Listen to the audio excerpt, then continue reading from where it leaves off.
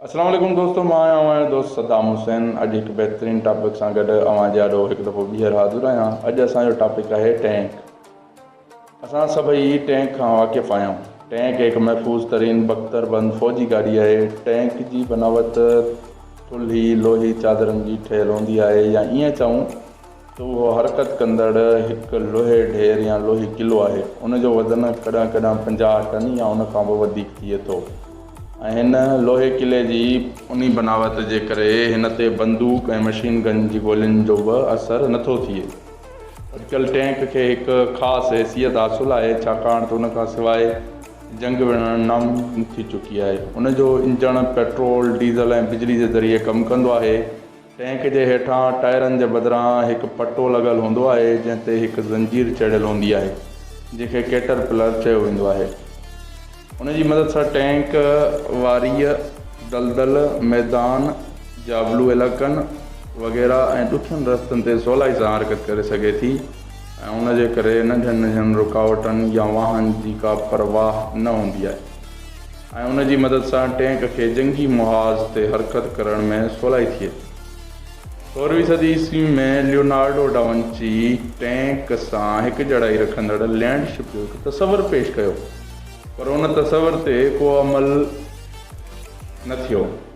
एतिरे ताईं जो लैंडशिप जे हवाले सां अंग्रेज़ी ऐं फ्रांसीसी ज़बाननि में तमामु घणियूं कहाणियूं पिणु लिखियूं।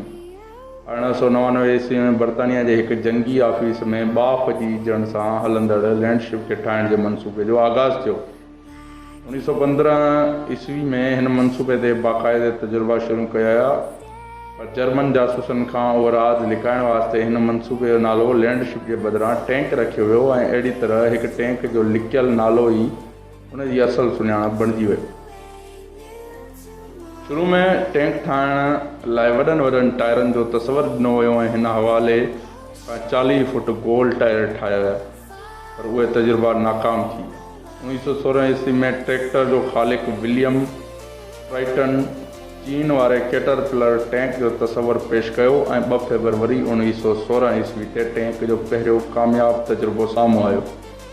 उन कामयाबी खां पोइ बर्तानिया जी फ़ौज 32 टैंकनि जी मदद सां पहिरीं आलमी जंग में पहिरियों हमिलो कयो। उहो हमिलो 15 सेप्टेम्बर 1916 ईस्वी ते कयो वियो। उन ॾींहं खां पोइ पहिरीं आलमी जंग में केतिरनि ई मुल्कनि में टैंकनि सां नंढा वॾा हमला कया विया, पर कंहिं बि हंधि का ख़ासि कामयाबी हासिलु थी न सघी। शुरूआत में टैंकनि जी रफ़्तार तमामु घटि हूंदी हुई, उन में हथियार रखण जी गुंजाइश बि तमामु घटि हूंदी हुई। पहिरीं आलमी जंग खां पोइ टैंकनि जी डिज़ाइन रफ़्तार ऐं जंगी सलाहियत में सुधारण जी कोशिशि कई वई, ऐं 1935 ईस्वी ताईं तेज़ रफ़्तार टैंक जंहिंमें मशीन गन तोप ऐं ॿिया जंगी सामान मौजूदु हुजे उहे तयारु थियणु लॻा। 1935 ईस्वी में जर्मनी पहिरीं टैंक डिज़ाइन कई। ॿिए आलमी जंग में टैंकनि जो इस्तेमालु तमामु घणो वधी वियो, ऐं टैंक जो सभ खां वॾो हमिलो 13 जुलाई 1943 ईस्वी में थियो।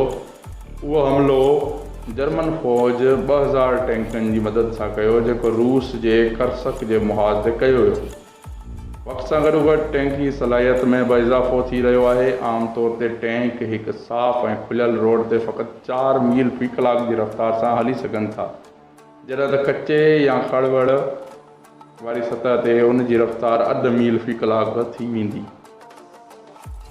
पर हाणे अहिड़ा बि टैंक तयारु थी विया आहिनि जिन जी रफ़्तार 50 या 60 मील फ़ी कलाक हूंदी आहे। अगरि दोस्तों तव्हांखे वीडियो पसंदि आई हुजे त असांजी वीडियो खे लाइक कंदा, सब्सक्राइब कंदा असांजे चैनल खे, ऐं दोस्तनि सां शेयर कंदा।